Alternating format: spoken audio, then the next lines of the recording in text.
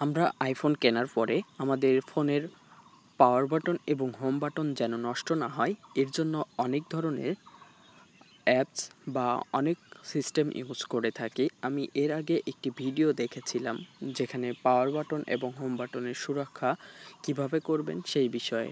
আজকে আবারও আরেকটি ভিডিও নিয়ে হাজির হয়েছি। আশা করি আজকের ভিডিওটা আপনারা দেখলে আপনাদের আরও বেশি উপকার হবে। তো চলুন আমরা দেখে নিই কীভাবে আমরা আইফোনের পাওয়ার বাটন ছাড়াই আমাদের ফোন লক করব এবং ফোনটা অফ করব। প্রথমে আমাদেরকে একটি কাজ করতে হবে, সেটা হলো আমরা যারা অ্যাসিস্টিভ টাচ ইউজ করি না তারা অ্যাসিস্টিভ টাচ অন করে নিব।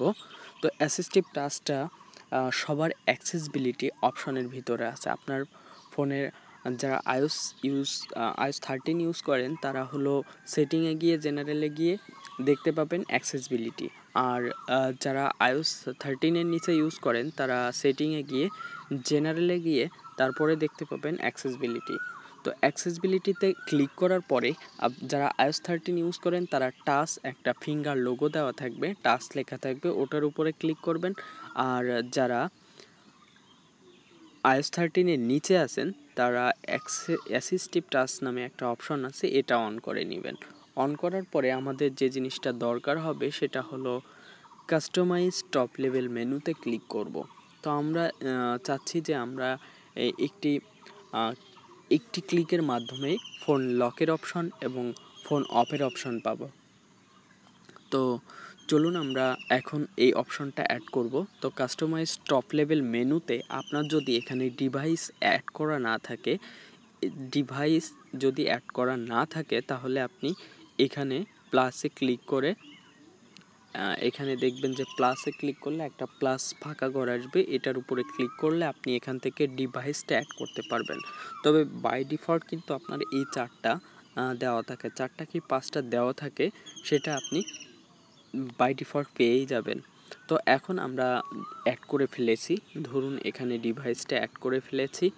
তো ডিভাইসটা অ্যাড করার পর আমরা এখান থেকে চলে গেলাম। আমরা এখন হোম স্ক্রিনে আছি। জাস্ট আমাদের যে হোম অ্যাসিস্টিভ টাচটা আছে এটার উপরে ক্লিক করলাম, করার পরে কিন্তু আমরা ডিভাইস অপশনটা দেখতে পাচ্ছি।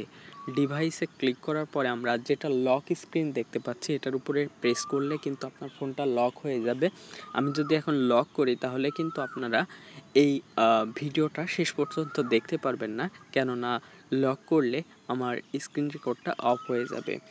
এবং এখন বলি কিভাবে আপনারা পাওয়ার বাটন ছাড়াই ফোনটা অফ করবেন। এর আগে আরেকটি অপশন দেখেছিলাম, সেটা হলো আপনার অ্যাসিস্টিভ টাচের ভিতরে ডবল ক্লিক অথবা লং প্রেসে আপনার ফোনটা অফ হবে।